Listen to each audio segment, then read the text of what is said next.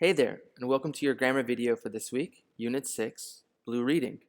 In this lesson, we're going to talk about time clauses in the present tense. Let's get started. To understand this lesson, you'll need to understand the present tense, which we've discussed in previous videos, as well as what a comma is. Again, if you don't know these things, take a moment to look them up. You may also want to look up the definitions of dependent and independent. It'll help your understanding of this lesson. So in this lesson, we'll talk about what a clause is. We'll talk about dependent clauses or time clauses. We'll also talk about independent clauses, the main clause. We'll talk about time clauses and time words, when, as, before, and after. And we'll talk about comma rules when we use these types of clauses. So what is a clause? A clause is something with a subject and a verb.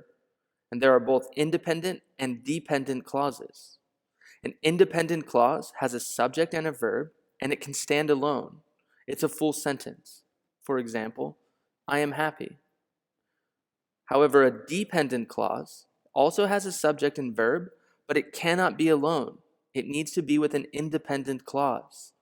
So for example, when it rains. This is not a full sentence. It needs to be paired with an independent clause for more information. We can put the independent clause and the dependent clause together to make a full sentence. So, I am happy when it rains. This week, we're talking about time clauses. A time clause is a dependent clause, so it must go with a main clause or independent clause. So, our examples, I am happy is the main clause or independent clause. When it rains, well, this is a dependent clause or time clause. Some more examples. She feels proud when she passes a test. She feels proud is an independent main clause. It's a full sentence. When she passes a test, that's a dependent clause or a time clause because we have the time word when. He eats carrots. Again, this is an independent or main clause. It's a full sentence.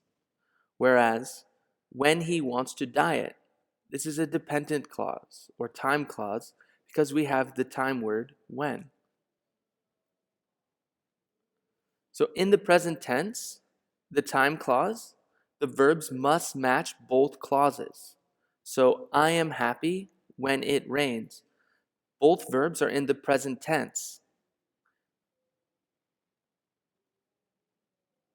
Now, to form a time clause, you typically use a time word. This makes a sentence dependent. So I am happy, well, that's an independent or main clause. We use a time word like when I am happy. This becomes a dependent clause or a time clause. This means we need more information to have a complete sentence. So other time words we should know, when, before, after, and as. These are time words. These words make the clause dependent. Now, to understand how to join these two clauses together, you'll need to understand the comma rules. You can choose if the main clause or the second time clause comes first. Now, if we start with the main clause, followed by the time clause, you don't need to use a comma. For example, I am happy when it rains. Or, I brush my teeth after I eat. Or, I go to sleep after I brush my teeth. Again, in these examples, we start with the main clause or independent clause, followed by the time clause, so we don't use a comma. However, if you start with the time clause or the dependent clause, followed by the main clause, you must use a comma to separate the clauses. For example, when it rains, comma, I am happy. Or, after I eat, comma, I brush my teeth. Finally, after I brush my teeth, comma, I go to sleep. So just to review, again, clauses are simply statements that have a subject and a verb. The verb tense should be the same for both clauses. An independent clause or a main clause can be alone, whereas a time clause is a dependent clause. It cannot be alone. it needs to go with an independent clause. When, before, after, and as are time words, and they make a clause dependent, known as a time clause. If a main clause is first, don't use a comma. However, if a time clause is first, use a comma. Now, let's take a practice quiz. Pause the video, answer the following questions, then press play to check your answers. For questions 1 and 2, you'll need to choose. Is the underlined part the main clause or the time clause? For questions 3 through 5, you'll need to mark the sentence that is correct. Question 1.